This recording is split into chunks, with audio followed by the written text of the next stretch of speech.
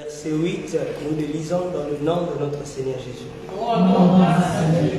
Alors ils entendirent la voix de l'Éternel et Dieu qui parcourait le jardin vers le soir. Et l'homme et sa femme se cachèrent loin de la face de l'Éternel et Dieu, au milieu des arbres du jardin. Parole du Seigneur. Alléluia. Amen. Nous allons donc refaire cette fin de lecture pour une bonne compréhension. Nous allons une fois de plus lire dans le livre de Genèse chapitre 3, verset 8, nous lisons au nom de notre Seigneur Jésus.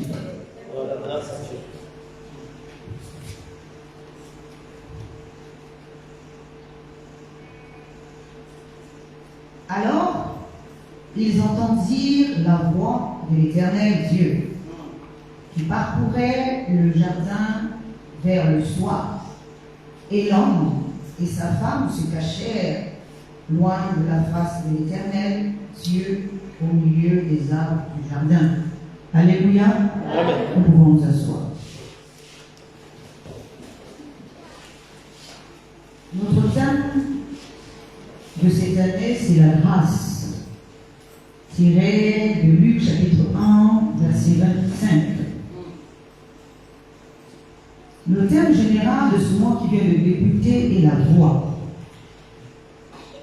Mon sous-thème de ce matin est la voix de l'éternité.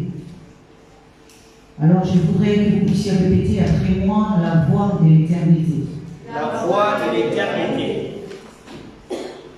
Alors nous allons expliquer ces choses dans le sens spirituel et non dans le sens physique, parce que la voix, dans le sens physique, c'est que je suis en train, pendant que je suis en train de parler, je suis en train de m'exprimer, et le son que vous entendez, physiquement, c'est ça qui est la voix.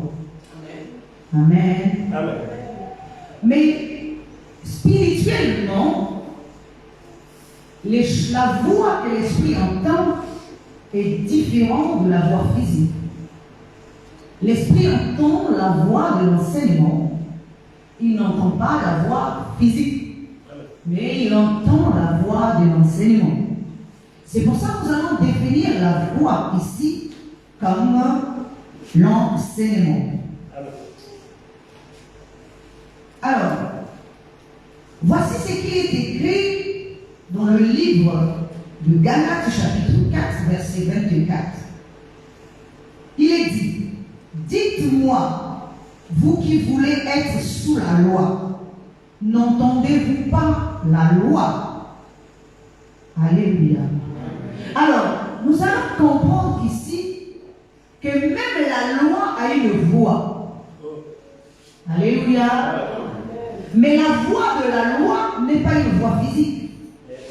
C'est la voix de l'enseignement. Alors, je voudrais juste rectifier quelque chose quand je parle de la voix ici, parce qu'il y a la voix qui est le chemin et la voix qui est le sang. Et donc, la voix dont nous sommes en train de parler ici, c'est le sang. Alléluia. Pendant que je suis en train de parler à quelqu'un ce matin, c'est vrai qu'il y a le son de ma voix qui retentit, mais il y a aussi la voix de l'enseignement qui va retentir.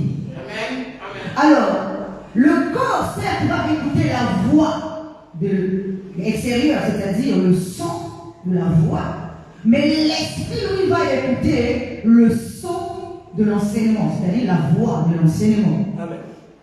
Alléluia. Donc, la voix n'est pas une voix physique, mais c'est l'enseignement. Comme je disais, Galates chapitre 24 nous dit, dites-moi, vous qui voulez être sous la loi, n'entendez-vous point la loi? Comment peut-on entendre la loi? La loi n'est pas une personne qui parle toute seule. Alléluia. La loi n'est pas une personne qui va venir se mettre devant vous et commencer à s'exprimer. Mais la loi est une voix spirituelle, est un enseignement qui va impacter quelqu'un. Mais la loi est un mauvais enseignement, n'est pas un bon enseignement. Amen. Amen. d'outils. La nature elle-même ne vous enseigne-t-elle pas? Donc nous sommes en train de comprendre ici que même la nature a une voix. Même la nature a un enseignement. Même la nature nous enseigne. Mais la nature ne nous enseigne pas de la même manière que la loi nous enseigne. Parce que l'enseignement de la nature, c'est des signes et des présages. Seul quelqu'un qui est dans l'esprit peut lire ou entendre la voix de la nature. Amen. Quand tu n'es pas dans l'esprit, tu ne peux pas entendre la voix de la nature. Amen. Tu es dans le monde, tu vois ce qui se passe, ce qui t'entoure, mais même la nature ne t'enseigne pas. Parce que tu es dans la distraction. Beaucoup des esprits sont dans la distraction. Ils ne se rendent pas compte que s'ils sont dans le monde, c'est pour que le monde t'enseigne, c'est pour que la nature t'enseigne. Parce que lorsque nous sommes dans le monde ici, alléluia, il y a beaucoup qui sont dans le monde mais qui ne sont pas du monde. La Bible dit, vous êtes dans le monde mais vous n'êtes pas du monde. Il y a des esprits qui sont dans le monde ici mais qui ne sont pas du monde. Mais pourquoi sont-ils arrivés dans le monde?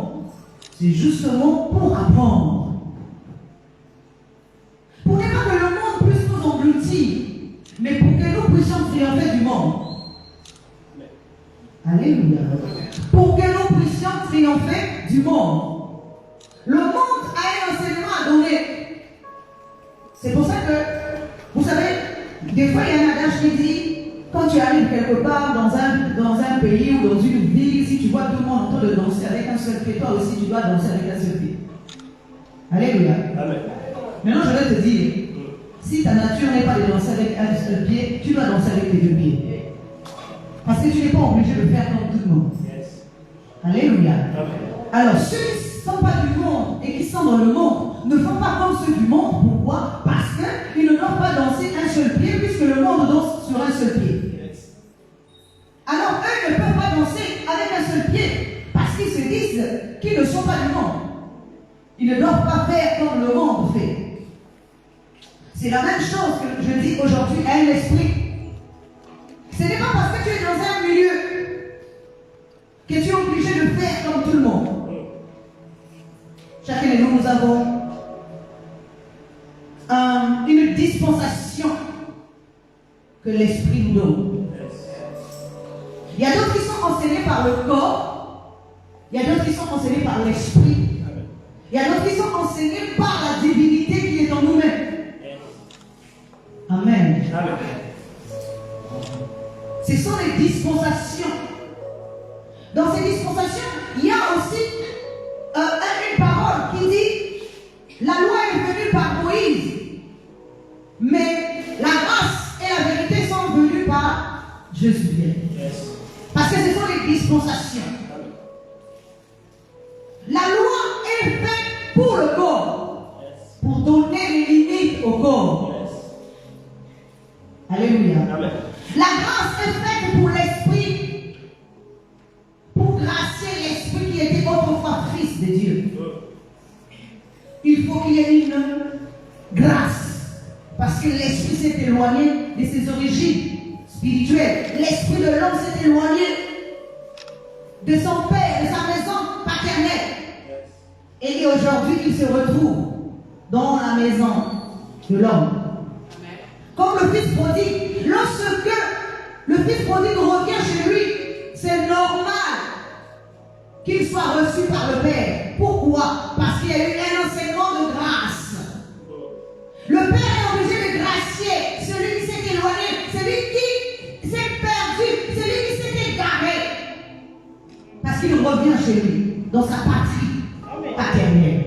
Comme toi et moi. Lorsque nous sommes éloignés, quand je parle de s'éloigner ici, des choses de Dieu, dans le sens spirituel d'abord, ensuite dans les choses de Dieu, dans le sens physique, beaucoup d'entre nous sont égarés dans leur esprit. Ce n'est pas parce que tu viens à l'église tous les jours que tu es forcément près de Dieu. Tu peux être éloigné de Dieu par ta compréhension choses, d'entendre et de les mettre en pratique. Pendant que je suis en train de prêcher ici, je donne un sens à mon enseignement, mais toi, ton esprit le reçoit aussi dans un autre sens. Amen. Est-ce que nous sommes en train de comprendre? Amen. Je suis en train de donner une forme à mon enseignement, mais ton esprit aussi lui donne une autre forme. Ton esprit aussi le reçoit comme le vase, c'est-à-dire le corps de ton esprit est un vase tordu. Il lui donne aussi une forme tordue. Parce que tout dépend de la forme que tu as à l'intérieur de toi. Amen. Tout ne dépend pas. Parce que nous pouvons être plusieurs ici physiquement.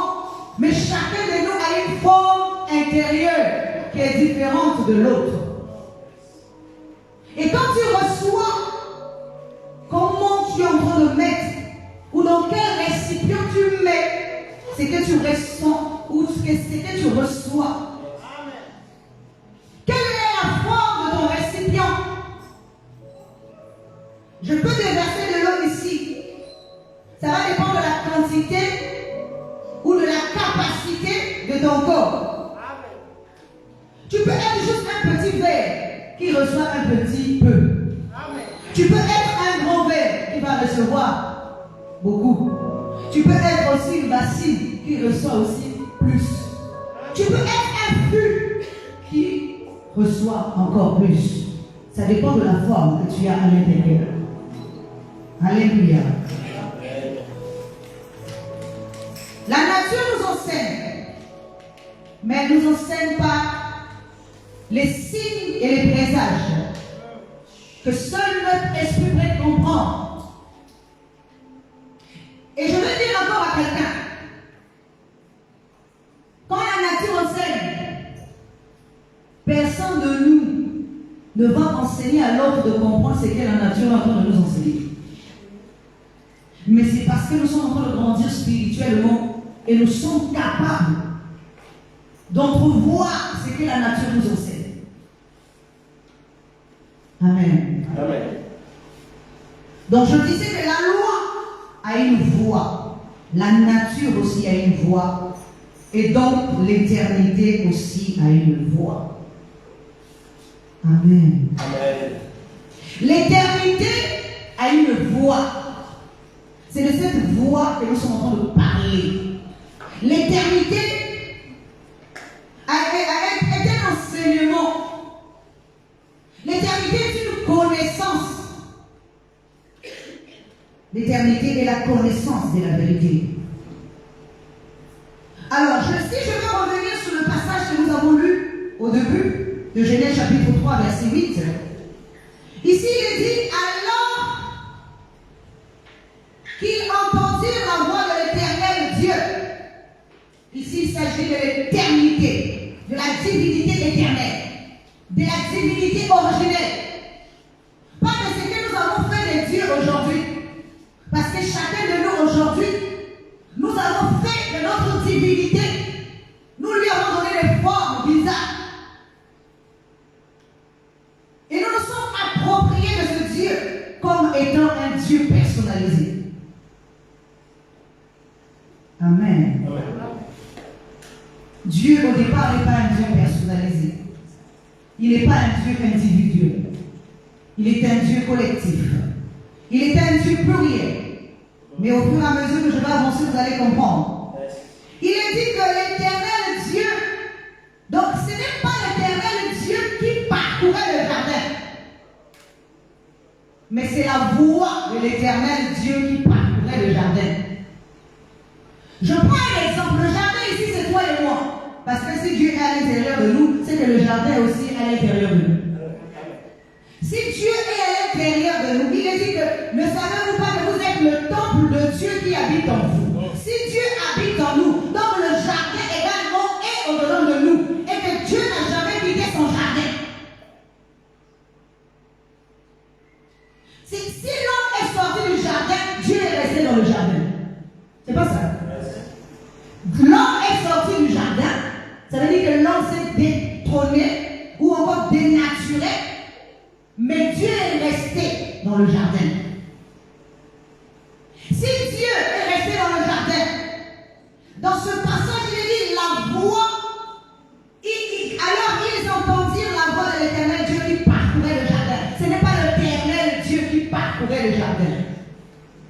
mais c'est la voie de l'éternel Dieu qui était en train de parcourir. La voie de l'éternité parcourait le jardin. Pourquoi? Parce qu'elle était à la recherche de l'homme. Pourquoi cette voie est en train de parcourir le jardin? Je prends un exemple. Pendant que je suis en train de parler, la voie de l'éternité continue à parcourir son jardin.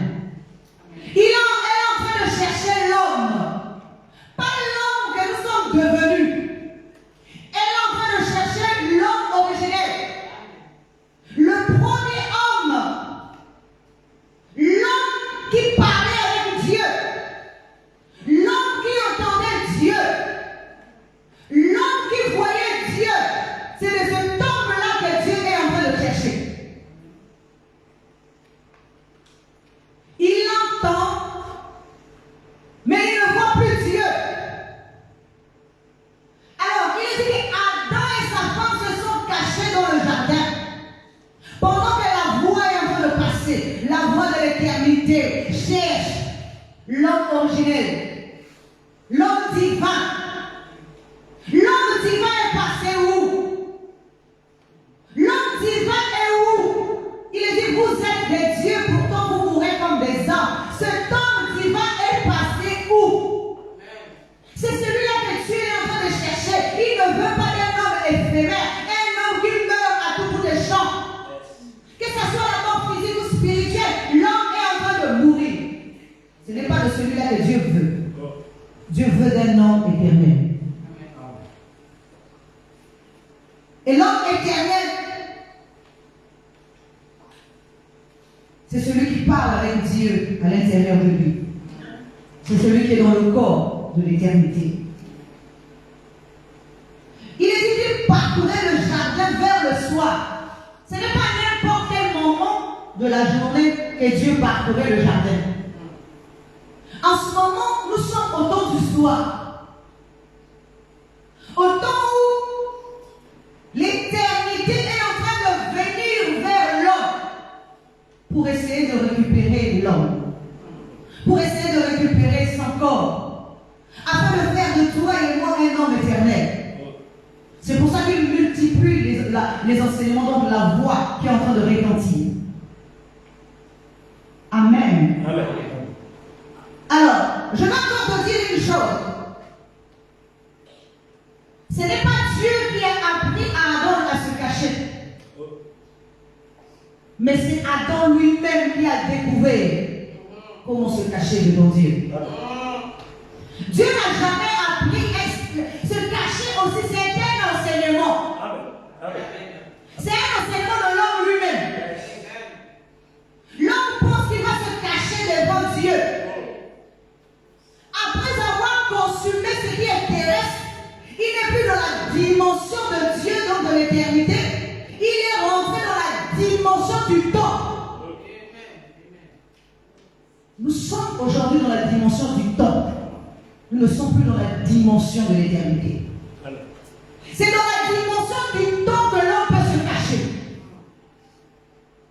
Alléluia. Dis Amen. C'est dans la dimension du temps. Écoutez bien, ils sont au même endroit, mais ils ne sont plus dans la même dimension. Ils sont toujours dans le même jardin. Mais l'homme se cache. Prenons encore cet exemple si c'est physique. Comment l'homme peut-il se cacher dans les arbres? Vous voulez dire que Dieu qui est omniscient, omnipotent, omniprésent ne pouvait pas le voir? Pourquoi Dieu va encore le chercher? Parce que Dieu va l'appeler Adam, où es-tu? Si c'est dans la dimension physique comme nous sommes en train de comprendre, Dieu n'a même pas besoin de chercher Adam qui va savoir à quel endroit il est. Puisque même Jésus, écoutez bien, même Jésus, quand il voit Nathanaël pour la première fois, il dit, quand tu étais sous le figuier, je t'avais vu. Maintenant, combien de fois? Donc, quand Nathanaël s'est retrouvé sous le figuier, or le figuier c'est aussi un corps. C'est pour ça que Adam s'est couvert de feuilles de figuier. Il est devenu un arbre, mais pas un bon arbre.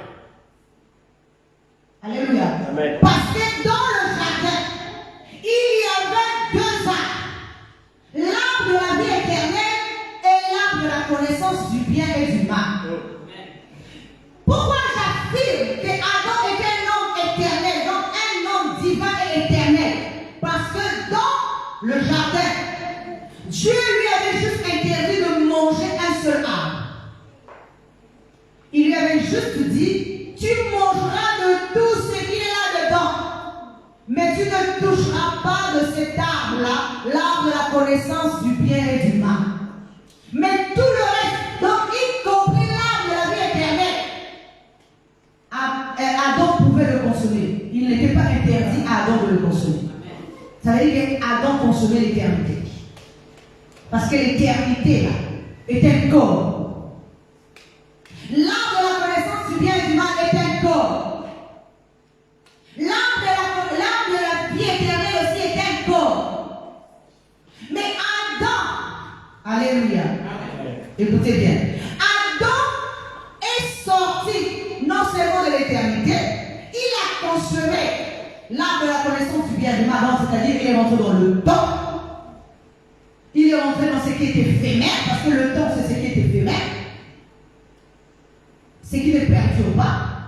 Beaucoup d'entre nous, nous sommes dans cet état de ce qui ne perdure pas. Beaucoup d'entre nous, nous sommes sortis de ce qui peut durer en nous pour rentrer dans ce qui est éphémère. C'est pour ça que dans la plupart des cas, nous cherchons que ce qui est éphémère. Nous ne recherchons plus ce qui est éternel, ce qui est impérissable. Mais nous cherchons que ce qui est périssable, parce que nous sommes dans le temps. Nous ne sommes plus dans l'éternité. Alléluia. Alors Adam, quand il sort de l'éternité, il rentre dans le temps. Non seulement il a consommé donc l'homme terrestre, l'homme éphémère, mais il va porter les feuilles du figuier lui-même. Donc il se développe dans connaissance, dans intelligence. Amen. Il apprend à se cacher, ça c'est le premier point. Il apprend à couvrir sa nudité, que lui-même au départ, il ne savait pas qu'il était nu. Parce que la nudité, c'est le mauvais corps, la mauvaise nature de l'homme. Je vous ai déjà enseigné ça plusieurs fois. Mais Adam, quand il rentre dans sa nudité, quand il découvre sa nudité, c'est-à-dire l'homme mauvais qui était en lui, quand il découvre cet homme mauvais qui est en lui, il va se cacher. Donc il apprend, il développe un enseignement, c'est le cacher. Il développe une manière de se couvrir, mais en réalité, il ne peut pas le couvrir entièrement. Jusqu'à présent, l'homme que nous sommes nus spirituellement. C'est pour ça que Dieu, dans Apocalypse, dit que achète de moi du collier pour que tu puisses voir et un vêtement pour que tu sois habillé. Le vêtement dont il est question ici n'est pas un vêtement physique, parce que nous pouvons avoir tous les vêtements physiques du monde entier, mais spirituellement nous ne sommes pas habillés. Parce que le seul vêtement qui est nécessaire ici, c'est le corps de Christ.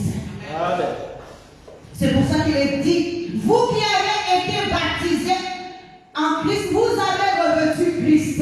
Ce n'est pas n'importe qui revêt le corps spirituel, mais c'est celui qui est baptisé en Christ.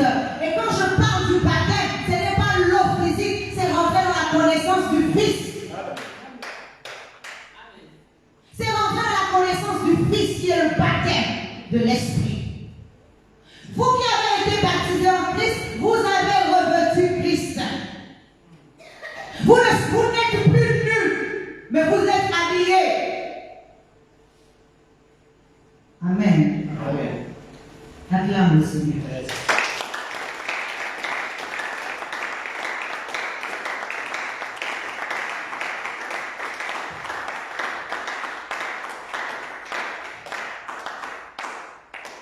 La loi, c'est la corruption. Parce que Paul dit que je n'ai connu le péché que par la loi. S'il n'y avait pas de loi, il n'y aurait pas eu plus question de péché. C'est ce que Paul dit. S'il n'y avait pas eu d'interdiction, il n'y aurait pas eu question de péché. À partir du moment où il y a eu une loi, donc la loi c'est la corruption. C'est cette corruption qui a profité de l'homme pour s'infiltrer, pour éloigner l'homme de sa vraie nature, sa nature divine, sa nature originelle. Dieu n'est pas un homme mortel, plutôt l'homme n'est pas un homme mortel, mais il est un Dieu. Amen. Amen. L'éternité, c'est le corps de Dieu. C'est le Dieu au pluriel.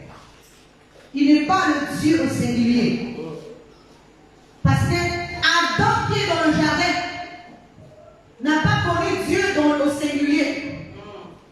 Adam qui est dans le jardin a connu le Dieu du pluriel. Parce que quand Dieu l'a fait, il a fait Adam au pluriel. Ça veut dire quoi? Quand il a fait Adam, il a dit, faisons l'homme à notre image, selon notre ressemblance. C'est ce Dieu-là que Adam qui était dans le jardin connaissait. Mais lorsqu'il va sortir du jardin, il va connaître maintenant un Dieu individuel. Un Dieu singulier. Alléluia. Je vais encore expliquer ça d'une autre manière. Amen. Amen. Alors,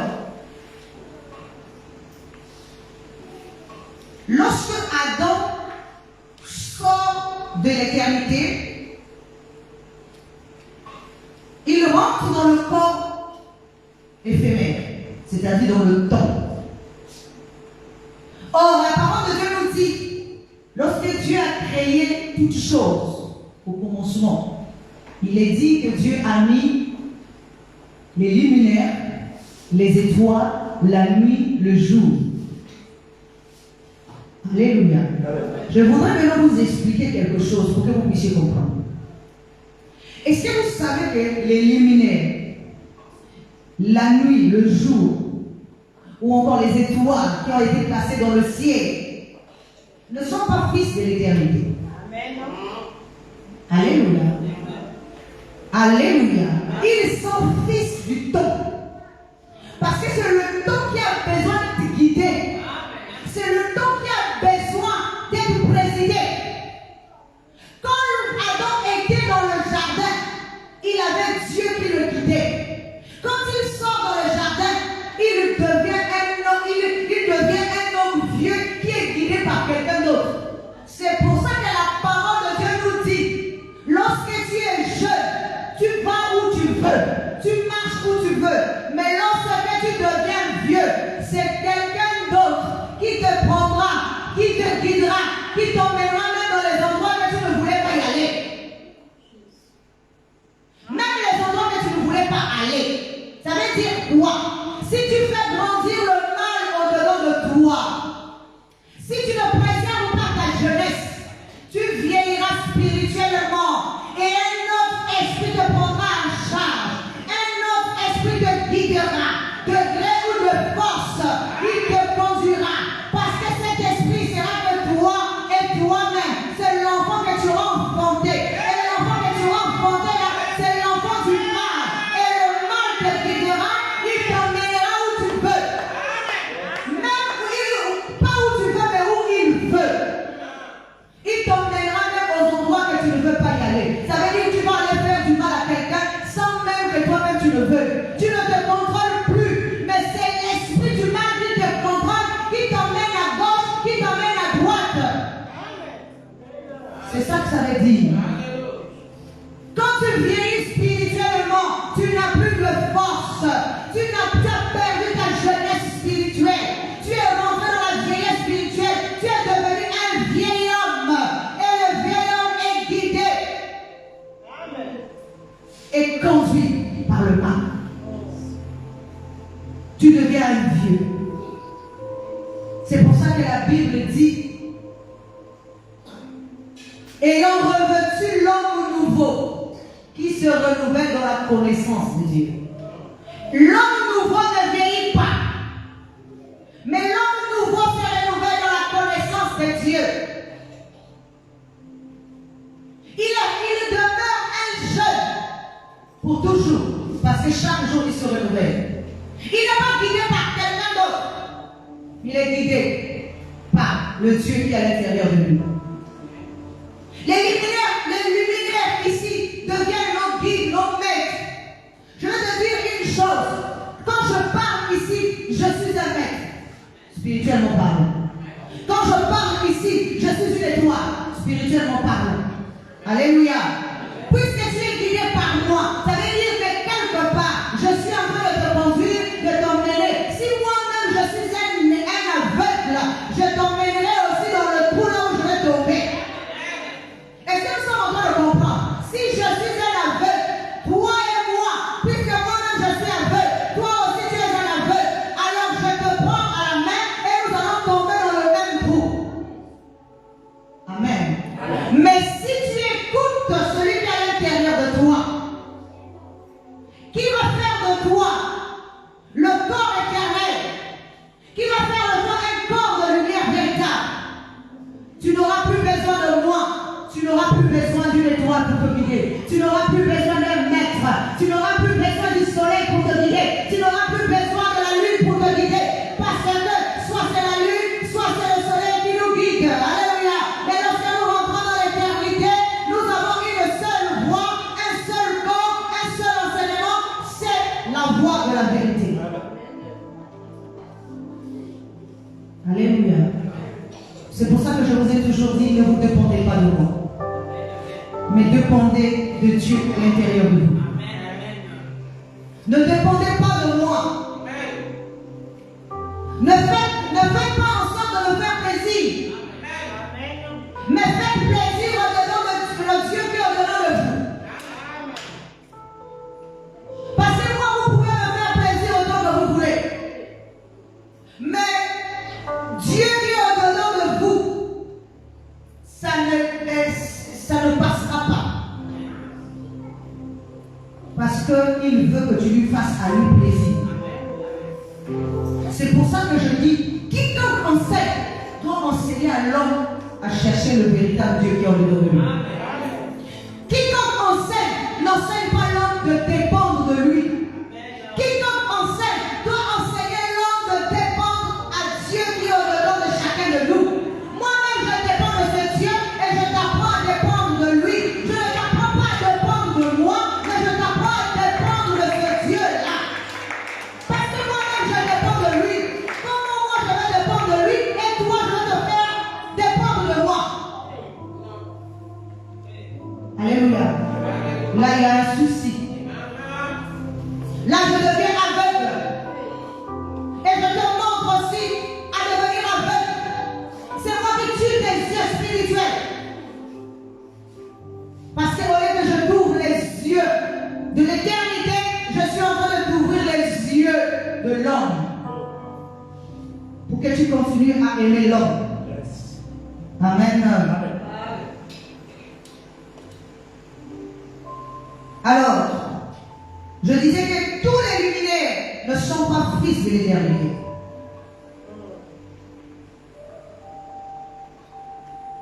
Ces corps sont des fils du temps pour guider l'homme dans sa quête, dans sa marche, dans son développement. C'est pour ça que même la loi devient une pédagogue pour l'homme. Chacun vient enseigner l'homme. Même la loi devient une pédagogue pour l'homme. La nature devient une pédagogue. Le soleil devient un pédagogue. La lune devient une pédagogue. Les étoiles deviennent des pédagogues pour enseigner l'homme. Chacun à son tour. Ou pourquoi pas tout le monde en même temps.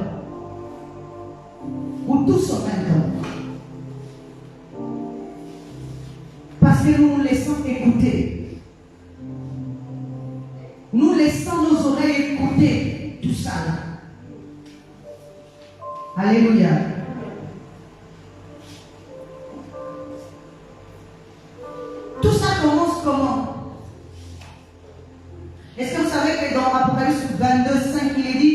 aura plus de nuit, il n'y aura plus de besoin de lampe ni de lumière, parce que le Seigneur Dieu les éclairera.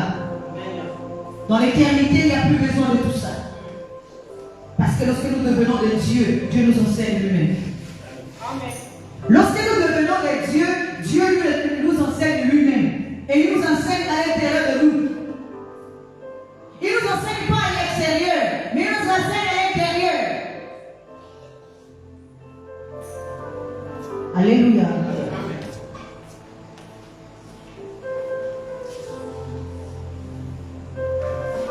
Lorsque nous rentrons dans le temps, nous découvrons Dieu sous plusieurs facettes. Lorsque nous sommes dans l'éternité, Dieu n'a qu'une seule image et une seule ressemblance.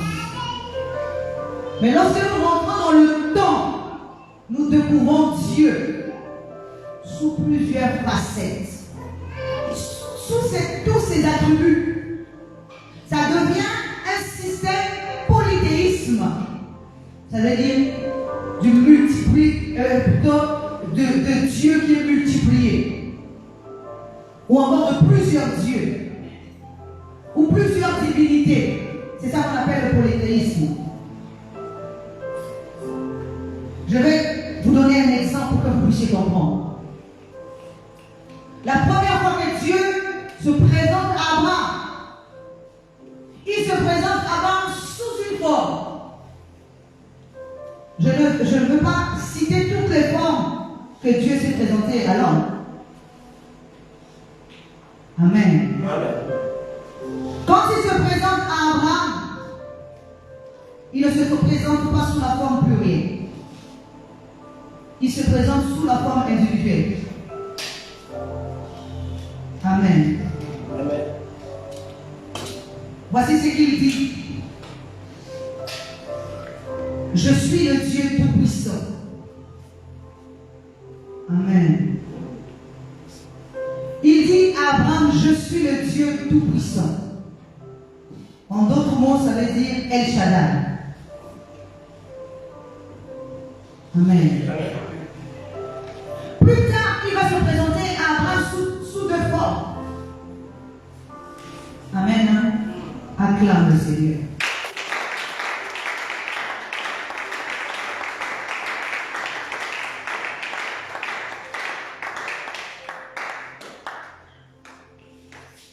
Il va se présenter à Abraham sous deux formes. La première fois, c'est dans Genèse chapitre 17, verset 1. Lorsque Dieu rencontre Abraham, il se présente à lui comme je suis Dieu Tout-Puissant, El Shaddai.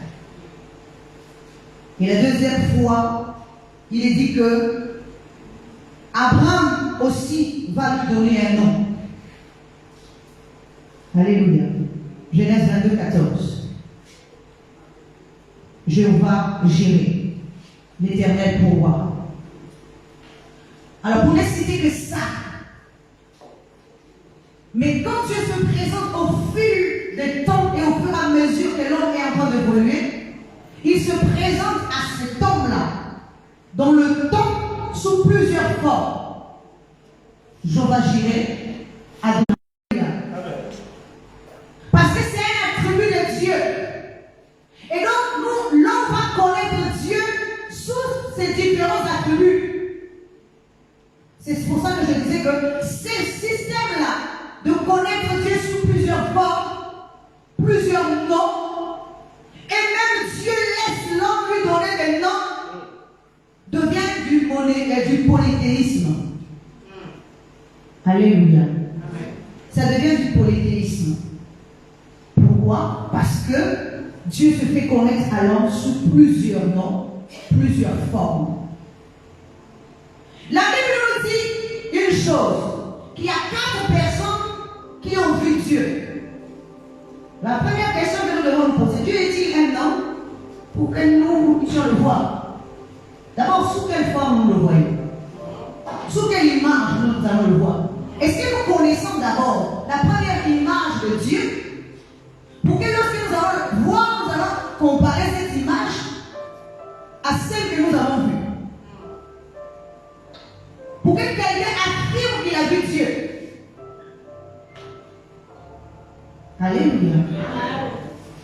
Mais la Bible dit que 4 personnes ont vu Dieu dans la Bible. Nous allons parler de la première personne. Abraham. Abraham a vu Dieu, mais Abraham n'a pas vu Dieu sous la forme individuelle. Abraham a vu Dieu sous la forme plurielle. Il est dit que lorsque Abraham était assis sous les chênes de Mamré, 3 hommes se sont approchés de lui. Et ces 3 hommes, Abraham les a reçus. Abraham les a lavé les pieds. C'était la forme de Dieu qui est représentée par la Trinité. La forme plurielle de Dieu. Abraham a connu Dieu sous cette forme-là, du pluriel. Mais il est dit que Jacob a combattu avec Dieu. Le Dieu qu'Abraham a vu sous on va dire sous 3 formes, n'est pas le même que Jacob a vu. Parce que ce n'était pas la même image. Jacob a vu quelqu'un le combattre. Quelqu'un était furieux. Cet homme-là était furieux, prêt à faire périr Jacob. Mais Jacob a combattu avec lui. Et il est dit que Jacob a été vainqueur. Mais la forme là, c'était une forme individuelle. Et la Bible dit encore, cette forme-là était là pour faire périr Jacob. Parce que cette forme était là pour combattre Jacob. Ce n'était pas la même image qu'Abraham a vue. La Bible nous parle encore de Moïse. Moïse a vu Dieu sous 3 formes, mais pas en même temps. C'est différent d'Abraham qui a vu Dieu sous les 3 formes, mais en même temps. La première fois, Moïse a vu Dieu de dos. Alléluia. Moïse, ça veut dire quand on parle du dos, ça veut dire qu'il y a une forme, c'est une forme cachée de Dieu. Alléluia. Moïse a vu Dieu de dos. Il est dit que lorsque il parlait avec Dieu, Dieu lui a dit, aucun homme ne peut voir Dieu et vivre. Voir la face de Dieu et vivre. Ça c'est le 1. Deuxièmement, il est dit que pendant que Dieu envoie Moïse combattre pour lui les enfants d'Israël, Dieu vient encore combattre Moïse. Cette fois-ci, il vient sous la forme d'un homme, il est en train de combattre Moïse. Moïse ne va pas le reconnaître en tant que son Dieu. C'est Séphora, sa femme, qui va reconnaître que celui qui combat Moïse est le Dieu de Moïse. Alléluia. Donc nous voyons ici que même Moïse lui-même n'a pas l'intelligence de reconnaître que celui qui est en train de le combattre était Dieu. Donc Dieu est venu encore à Moïse sous une autre forme. Et enfin il est dit, lorsque Aaron et Mariam, la sœur de Moïse, chuchotaient contre Moïse, Dieu les a parlé en disant, dans toute la maison d'Israël, ici, il n'y a pas un qui est plus fidèle que Moïse, parce que Moïse peut me voir face à face. On ne va pas dire que la Bible est contradictoire. C'est la même Bible qui a dit que nul homme ne peut voir Dieu et vivre. C'est la même Bible qui dit encore que Moïse peut voir Dieu face à face. Donc il peut voir Dieu face à face et vivre. Alors que c'est lui-même qui a dit à Moïse que nul homme ne peut voir Dieu et vivre. Ça veut dire que lorsque nous sommes dans la dimension de l'homme, nous ne pouvons pas voir Dieu face à face. Mais lorsque nous rentrons dans la dimension de l'esprit, dans la dimension de la divinité, Dieu peut nous faire voir à nous. C'est pour ça que Moïse pouvait voir Dieu face à face, parce que Moïse était devenu un Dieu. Il est dit dans Exode chapitre 7, verset 1, vois, je te fais Dieu devant Pharaon. Donc Moïse était devenu un Dieu, il pouvait voir Dieu face à face. C'est la troisième personne qui a vu Dieu sous 3 traits différents. sous 3 formes différentes. Et enfin, nous allons parler d'Ésaïe, chapitre 1 et 60, verset 1. Il est dit que Ésaïe a vu Dieu assis sous son trône. Et les pans de sa robe remplissaient le trône, et plutôt le temple. C'est ça que l'image Ésaïe a vu de Dieu. Ça veut dire quoi? Ça, c'est la forme accomplie de Dieu. La forme réconciliée de Dieu avec l'homme, puisque l'homme est le temple. La forme unie. Nous pouvons vous connaître Dieu sous la forme séparée de division, et nous pouvons connaître Dieu sous la forme unie. Alléluia. Chacun de nous ne connaissons pas Dieu de la même manière. C'est comme Moïse, il a connu de Dieu, il a reçu le ministère de la mort. Mais Jésus a reçu le ministère de la justice. Donc ils n'ont pas connu Dieu de la même manière. Alléluia. Ils n'ont pas connu Dieu de la même manière. Moïse a connu Dieu différemment, Jésus aussi a connu Dieu différemment. Nous pouvons être des milliers de prophètes sur cette terre, des hommes de Dieu, prenant la parole, mais nous ne pouvons pas connaître Dieu de la même manière. Nous ne pouvons pas connaître Dieu de la même manière. Mais lorsque Dieu nous unit, lorsque nous rentrons maintenant dans le monothéisme, ça veut dire porter la même image de Dieu. Là, nous pouvons connaître Dieu de la même manière. Parce que nous avons, dans notre esprit, épousé le Dieu unique.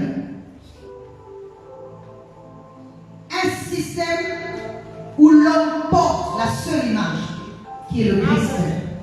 C'est un système de monothéisme.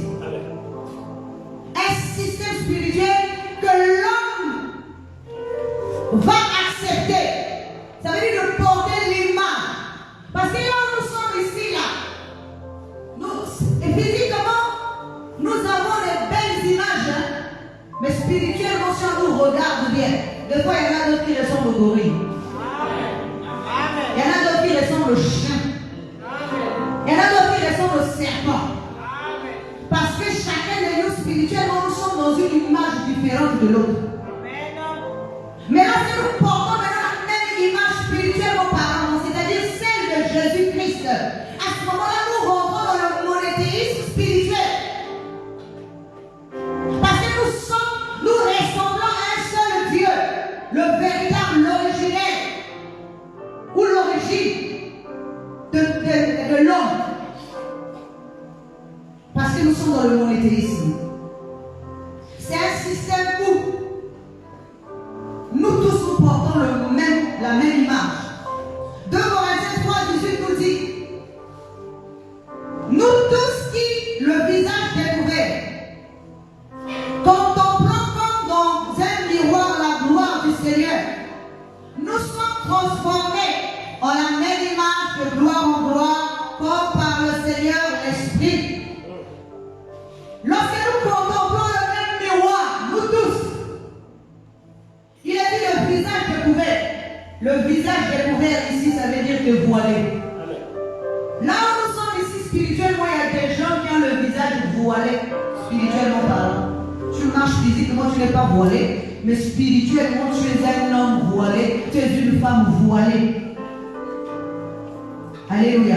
Tu peux te moquer de ceux qui sont voilés physiquement, mais spirituellement, toi-même aussi, tu es comme eux. Tu es un être voilé. C'est ça, le polythéisme. Le polythéisme, c'est un voile qui couvre notre visage. Pas le visage physique, mais le visage spirituel. Parce que, vous voyez, Moïse a couvert son visage par un voile. Pourquoi? Parce que justement, il était devenu un Dieu, mais pas le bon Dieu. Tous ceux qui deviennent des faux dieux, de mauvais dieux, ont honte de leur propre divinité. ils sont obligés de cacher leur face spirituelle par un voile. Ils rentrent dans le temps. Ils deviennent des dieux. Ils ne peuvent pas rester dans l'éternité. Alléluia. C'est la même chose. C'est pour ça que je vous ai toujours dit.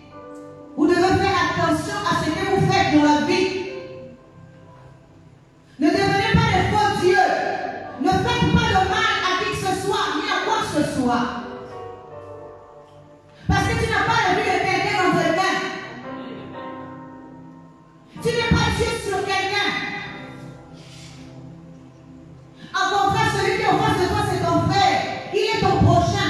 Tu dois l'aimer comme toi-même. Mais tu n'es pas Dieu sur quelqu'un. Vous voyez, il y a certaines personnes, dès qu'ils prononcent une parole de malédiction sur une autre personne, cette parole arrive. Vous vous dites que c'est bien, mais c'est pas bien. Tu es devenu un faux Dieu. Tu es devenu un mauvais Dieu. Alléluia. Tu es devenu un mauvais Dieu. Tout ce que tu prononces, moi je dis encore à quelqu'un, si dans ta vie tu as l'habitude de dire des malédictions, de prononcer des malédictions contre tes frères ou tes soeurs, et quand ça arrive, dis-toi bien que ta divinité a déjà pris un mauvais coup. Ta divinité s'est déjà assombrie. Ta divinité est rentrée dans l'obscurité. Ta divinité est devenue mauvaise.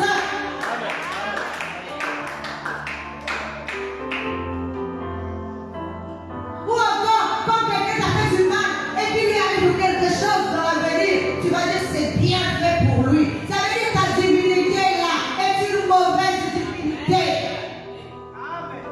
Il y a beaucoup de gens qui sont comme ça. Ou encore, tu vas envoyer le feu parce que quelqu'un t'a fait quelque chose de mal. Ton feu là, un jour te reviendra à toi tout seul. Alléluia. Parce que tu es mauvais et c'est une mauvaise divinité. Si tu utilises le mal se retournera contre toi tôt ou tard. Comme je vous ai dit au début, de la même manière que tu es en train de vieillir, un jour il te prendra par la main et il te guidera dans les sentiers que tu ne voulais pas y aller. Tu seras surpris. Parce que tu l'as fait germer au-dedans de toi, tu l'as fait grandir au-dedans de toi, tu l'as fait s'incarner au-dedans de toi. Il t'a fait connaître tous des faux visages, la fausse image. Devient un bon Dieu, un bon divin. C'est pour ça que Dieu était toujours en colère. Regardez, je prends un exemple terre à terre de Moïse. La Bible dit, parmi les prophètes de Dieu qui ont fait les prodiges, si nous prenons ça de manière terre à terre, qui ont fait les prodiges et les miracles ici, Moïse, on peut dire que c'était le plus grand. C'est pas ça, si nous voyons de manière terrestre. Parce que l'homme voit seulement ce qui frappe à l'œil. Mais l'esprit va voir ce qui est de l'esprit. Si nous voyons seulement les choses, les miracles, dans un sens physique que Moïse a fait, il a ouvert la mer rouge. Il a envoyé les fléaux dans le pays d'Égypte. Il a envoyé l'esprit de mort dans l'Égypte. Il a envoyé des fléaux dans tous les sens. Ça veut dire qu'il était grand. Amen. Mais après avoir accompli tout ça au nom de Dieu, qu'est-ce que Dieu lui a dit? Toi, tu n'y rentreras pas dans le pays de Canaan. Alléluia.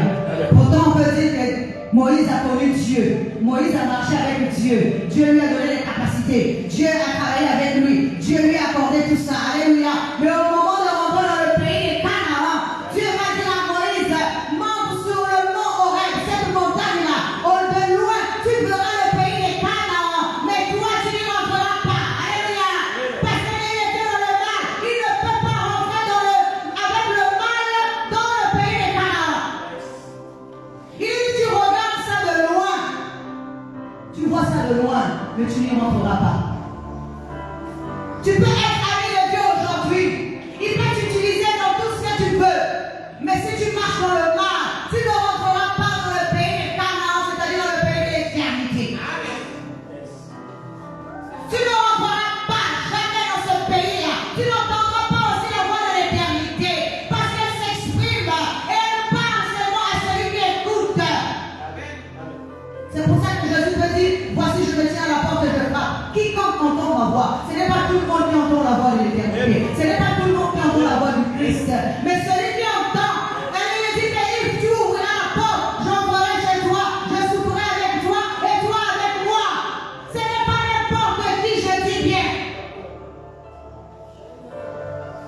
Ce n'est pas n'importe qui. C'est celui qui entend. Parce que pendant que nous sommes en train de parler là, il y en a d'autres qui entendent, il y en a d'autres qui n'entendent pas. Il y en a d'autres que l'esprit entend d'entendre, il y en a d'autres que l'esprit. Ils sont là, nous tous nous sommes là. Mais l'esprit est tellement ailleurs. Ou bien ils ont. Attendez, il y a une différence entre écouter et entendre. Je dis bien, tu peux écouter, mais tu n'entends pas.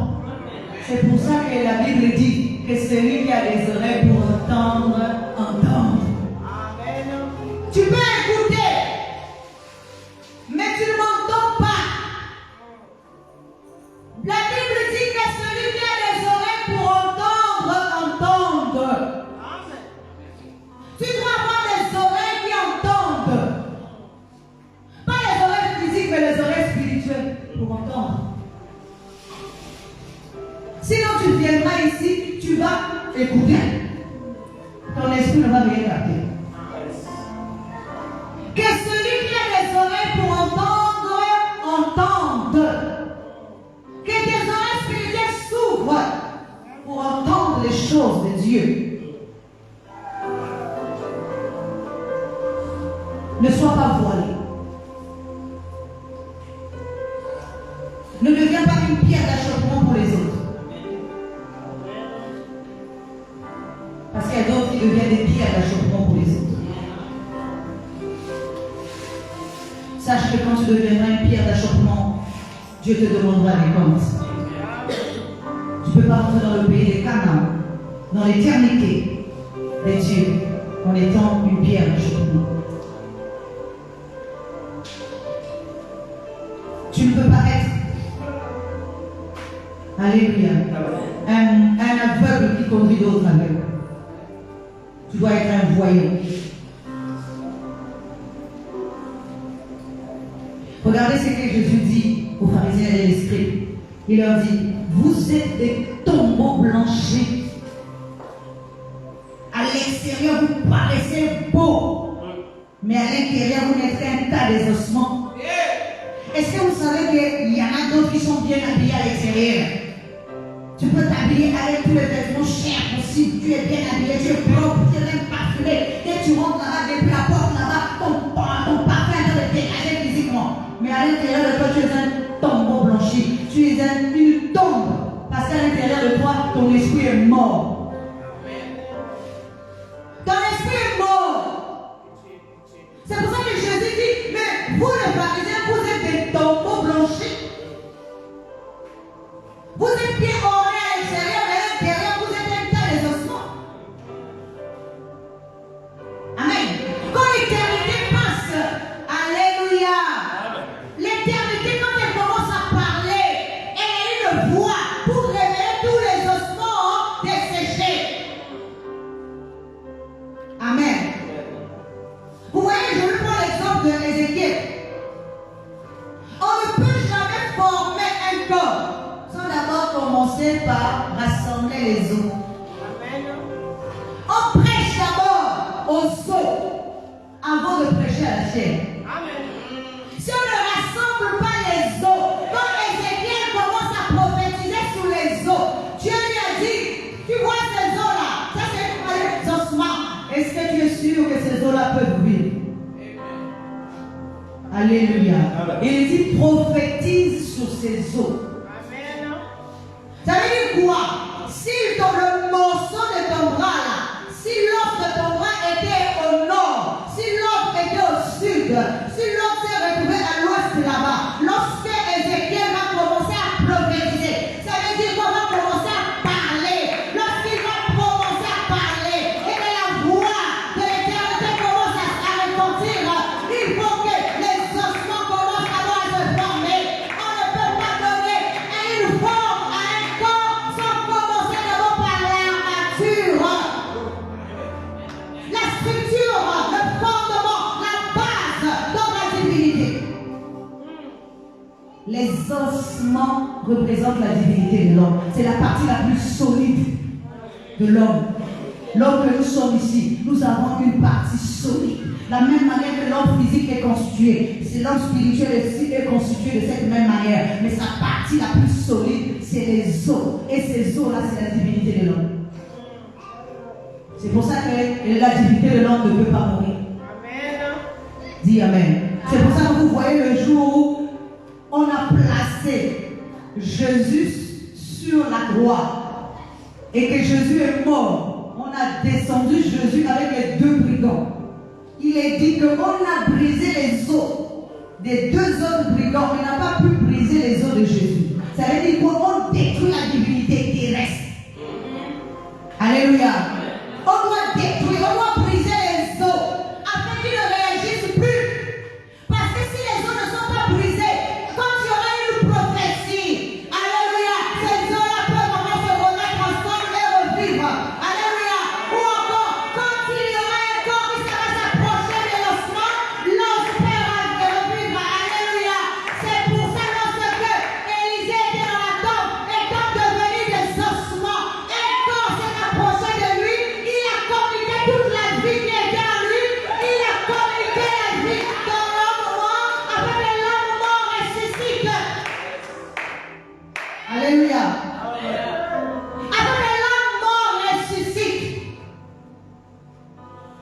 Même si on ne peut plus voir les ossements d'Élisée, mais l'homme qui est ressuscité là, il est ressuscité avec Élisée, il est ressuscité avec l'énergie d'Élisée, il est ressuscité dans le corps du nouveau homme là. Alléluia. Élisée est ressuscité dans le nouveau homme. Celui qui est ressuscité, il est ressuscité avec Élisée. Parce que c'est l'énergie d'Élisée qui était en lui. Alléluia. Amen. Mais si on ne brise pas les os de la divinité terrestre, elle peut se reformer. Elle peut se reconstituer. Ils peuvent plutôt se reconstituer ces os-là. Mais si on les brise, ils ne pourront plus se reconstituer. Parce que c'est la divinité de l'homme. Il faut briser ce qui est terrestre. On ne peut jamais placer quelque chose sur un autre fondement. On ne peut pas avoir deux fondements sur un même bâtiment.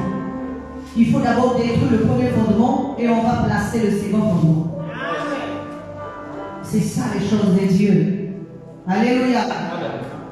C'est pour ça que lorsque nous sommes en train de parler, nous voulons détruire le fondement qui est l'homme éphémère, celui qui vit dans le temps. Tu vis dans le temps aujourd'hui comme si c'était pour l'éternité. Alors tu ne te rends pas compte que le temps va passer. Il y a un temps pour toutes choses dans le monde. Mais l'éternité, alléluia, a une voix qui s'exprime. L'éternité nous donne la force de nous relever, de nous rassembler, de former un seul corps. Parce que les os qui se rassemblent, c'est d'abord pour donner une force. Ensuite, la chair va apparaître, les nerfs. Alléluia. Ça veut dire, une fois qu'on a donné la forme, on peut placer tout le reste. Mais si tu n'as pas de forme, tu vas être placé où? Amen. Amen. Amen. Acclame encore le Seigneur.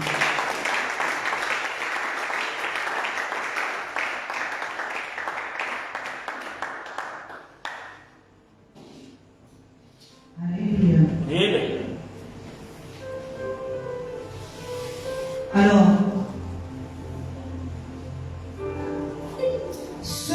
est-ce que vous savez que Jésus, lorsqu'il est arrivé, il est venu pour légitimer la forme originelle de Dieu, la forme éternelle de Dieu, la forme plurielle de Dieu, la forme collective de Dieu.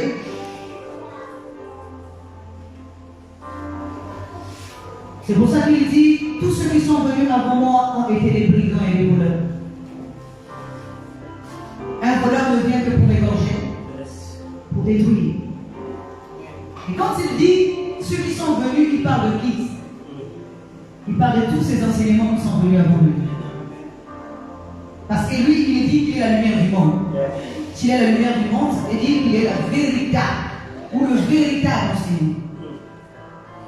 Et tous ceux qui sont venus avant cette forme légitime, c'est comme, alléluia, c'est comme Adam qui est sorti du jardin et qu'il y a eu plusieurs formes de Adam. Et Adam le dernier. Parce qu'il est dit que le premier Adam est devenu une âme vivante, mais le dernier Adam deviendra un esprit vivifiant. Un esprit vivifiant. Ce qui veut dire que c'est toujours le même homme, mais qui portera une autre image. Qui deviendra un être renouvelé. Un être spirituel. Le premier est animal, mais le dernier est spirituel. Si nous ne portons pas l'image de celui qui est spirituel, nous tous, même si nous sommes des milliers, nous devons porter la même image. Parce qu'il est dit que de la même manière que nous avons porté l'image de l'homme terrestre, nous porterons aussi l'image de l'homme céleste. Or, dans l'image de l'homme terrestre, il y a plusieurs animaux. Les quadrupèdes. Alléluia. Alors, l'homme nouveau est fait à l'image et à la ressemblance de Dieu. L'homme nouveau n'est pas un homme animal. L'homme nouveau est un homme spirituel. L'homme nouveau, c'est le dernier Adam. Adam qui a évolué. Alors nous tous, nous formons qu'un seul corps. Nous tous, nous sommes membres de ce corps. Alléluia. En fait, j'avais quelque chose à rajouter, mais je le dirai prochainement. Amen. Amen. Est-ce que vous savez aussi que le système du polythéisme, c'est aussi un système où tout le monde devient la tête. Alléluia. Amen. Tout le monde devient la tête. Dans ce système-là, il n'y a pas de corps. Le polythéisme est un système où tout le monde devient la tête. Voici ce que Dieu dit. Je pense que c'est dans Deutéronome chapitre 28, verset 13, si je ne me trompe pas. Il est dit, voici je ferai de vous la tête et non la queue. Alléluia. Bon, imaginons si moi je deviens la tête. Toi tu deviens la tête. L'autre devient la tête. Nous tous nous devenons la tête. C'est un système polythéiste. Nous tous devenons la tête. Donc ici, là, au lieu d'être les membres d'un corps, mais nous sommes les membres d'une tête. Parce que nous tous nous devenons la tête. Moi, si je suis une tête, Jojo est une tête, l'autre est une tête, et le Jack et moi est une tête, la soeur Chanel est une tête. Nous tous dans l'assemblée ici, nous sommes des têtes. Alléluia. Amen. Où est notre corps? Parce que beaucoup de gens prononcent ça comme un slogan. Dieu qui a dit, nous serons la tête et non la queue. Fais-le-moi une tête. Alléluia. Mais tu seras une tête sans le corps. Alléluia. Or, dans le système de monothéisme, vous voyez que Jésus il est dit que Jésus est la tête du corps. Nous tous, nous sommes les membres d'un seul corps. Alléluia. Peu importe que nous soyons petits ou grands, mais nous sommes tous les membres d'un seul corps. Paul va même jusqu'à dire que les plus faibles ont même besoin de ceux qui sont plus forts. Mais dans le système du polythéisme, là, c'est tout le monde qui devient la tête. Tout le monde cherche à devenir la tête. Même dans nos prières, nous tous voulons être la tête. Mais si tu es la tête, tu vas être une tête sans nom. Alléluia. Je vais prendre encore une image pour que vous voyez, parce que je suis en train de chier. Vous connaissez, il y a un moment donné, il y avait une émission qui s'appelait, sur Canal+, qui s'appelait Les Guignols. Alléluia. Cette édition avait un générique où il y avait une grosse tête. Donc en fait, le système polythéisme là, c'est cette tête-là. Une grosse tête qui va encore faire sortir d'autres têtes. Est-ce que nous sommes en train de comprendre? Parce que dans cette tête-là, il n'y a pas de corps, il n'y a que la tête. Et encore d'autres têtes. Donc à un moment donné, cette tête devient une tête déformée parce qu'elle n'a pas de membre de corps. Alléluia. Vous savez pourquoi je dis ça? Parce qu'il y a 25 ans, en arrière, j'avais vu, avant que je voie ce générique-là, j'avais d'abord vu cet esprit-là. Amen. Et dans mon rêve, dans mon songe, je combattais avec un esprit comme ça. Il était une tête, une grosse tête. Et il avait d'autres têtes qui sortaient dans tous les sens. Alléluia. Et puis, quand j'ai vu ça dans le générique de Canal Plus, là, des Guignols, je me suis dit, mais c'est cette image que j'avais vue. Vous pensez que tout ce qu'on voit dans le monde là, c'est un hasard. Il n'y a pas de hasard. Alléluia. Il n'y a pas de hasard. Vous qui voulez être à tout prix la tête là, commencez d'abord par être membre d'un corps.